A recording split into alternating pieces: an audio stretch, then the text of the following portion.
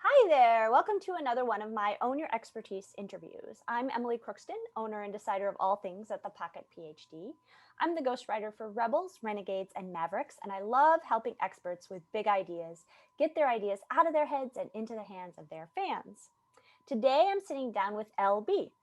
Elle is the founder of Clover Virtual Services, which supports your automations, process improvements, vendor management, hiring, strategy execution, overall operational insight. So she's a virtual COO. Elle, thanks for joining me today. Would you like to tell us a little bit more about who you work with and what you do? Awesome. Yes. Thank you so much, Emily. I really appreciate being on this show. I'm a big fan of it. I think that your interview series is pretty awesome. So I feel very fortunate and grateful to be here. So thank you for that. I am, as you said, a virtual COO. We go by a multitude of different names. So if you just think about it as a freelance chief operations officer, that's essentially what I do. I take the ideas out of your head and put wheels on it so that you can get to an actual goal line. And another way I put it is that I get you off the treadmill of trying to grow your business. Many times, especially as founders, we can just get this tunnel vision of what it is that we want to do and need to get to, and then sometimes miss some of the things that come along the sides of that. A lot of founders are visionaries and just have idea, but that's turns into shiny object syndrome, Right. which is not good for business execution and really growth. Right. Getting to that finish line of what you want to do, whether it's stop trading your time for your money or an exit strategy or whatever it is that you want to get to, is what we figure out together and then work backwards from on mapping that out.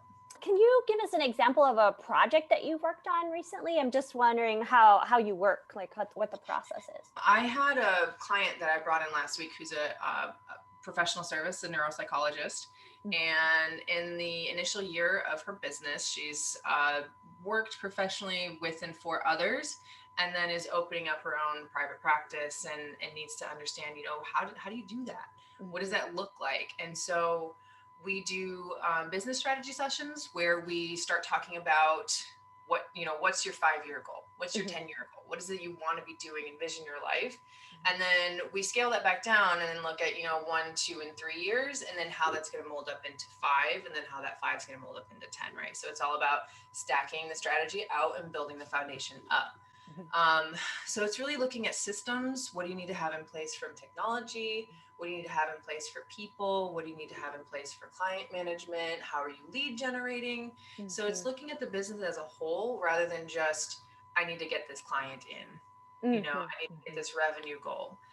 Great, get the revenue goal, but then how do you actually get there? And that's the piece that, again, from that visionary perspective, it sometimes can be difficult because I tend to be more of an ideas person rather than an execution or an integrator, which is really what I am. I integrate all portions of the business together and then make it kind of an ecosystem. Tell us, what does your path to becoming the expert you are today? What did that path look like? I talk about the path to success being lined with failure, because I think that's really what it is success is just layer after layer of failure, built and built and built until you learn and change and grow and change and grow, Yeah. and are willing to, I think, evolve from what you originally thought your goalpost was into what might actually make the most sense and be best for you. Um, we can get caught up in this perfection paralysis where if it doesn't match that image of success means this for me, it has to change, it has to evolve, because we change and evolve every single day, right? And so that definition of success is really fluid.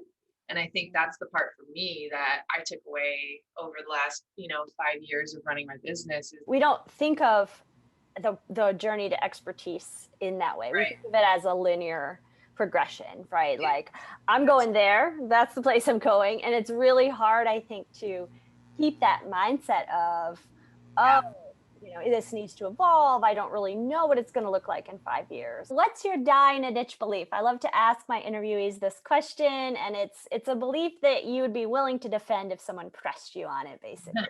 You don't have to literally die in the ditch for it. I think my die in a ditch belief would really be that EQ is more important than IQ. And it's not to say that measured intelligence isn't critical, right? Because that's gets you from point A to point B, but the ability to one, manage your own emotional status is really critical to personal and business success. In my experience, having that emotional intelligence serves you in a sustainable way that IQ does not. And that EQ comes in where it's relationship building, right? It's that sustainability in the long term of how do you integrate with your community and your professional associates, and understanding that it's a much bigger picture here than just, again, that revenue dollar at the end of the year that you're trying to hit. Yeah. So for me, it's really focusing on that emotional intelligence, and then leaning on that in the sense of like, how can I expand my community and better myself through that journey of emotional awareness that I'm on. I've been reading a lot and talking a lot about how we don't teach emotional intelligence to kids, and we don't even know how to do it. It's like, oh, you're born with social skills or you're not. And if you're not, well, sorry, I guess you're going to have a hard time. But also, you're right that it's, emotional intelligence isn't the kind of thing we reward, even in the corporate world, and I think especially as a business owner, it's huge. You could probably get along in an office environment for 30 years without having a lot of emotional intelligence. It's not going to be maybe the best life. Maybe you're not going to be very happy. Maybe you're going to struggle. But you may not get fired, right? It may be fine. But to run a business is like all emotional intelligence. But in my opinion too, going back to the EQ serving you well professionally, it also allows you, in my experience, to achieve alignment, both personally and professionally. When you have EQ, it acts as, I call it like my true north, right? The North Star. When my EQ and I'm in alignment of what works for me, and knowing what that is, being able to experience and understand and tune in and meditate and whatever it is it takes to get there, it results in alignment. And even though these paths as entrepreneurs and what we're doing aren't really chartered, this is messy and beautiful and painful and thrilling and all of the things, right? Yeah. By tuning into EQ, we actually get to live the truth of who we are.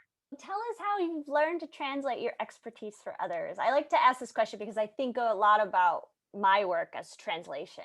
I talk to these experts, they give me everything they know about subject, and I distill it down and translate it for their audience. So I like to ask that question too. So how do you translate your expertise? Yeah, that's a really good question. And it kind of touches back on the first one that we spoke on, which is failure, right? It's through my years of failure and learning what didn't work, both for myself and others, that has allowed me to create a system and processes that are proven at this point. Right. So the quick answer for me is, how do I translate my expertise for others? Revenue. Again, as entrepreneurs, we can get hung up in this idea, the execution of that idea, and then the break is the read back of how successful was that? How are you measuring that? Right. And that's my specialty, is knowing how to measure initiatives so that we can tell whether or not they're actually working, which is why I can drive revenue. Well, I love it. Thank you, Elle. This has been a wonderful conversation. I've learned so much from you.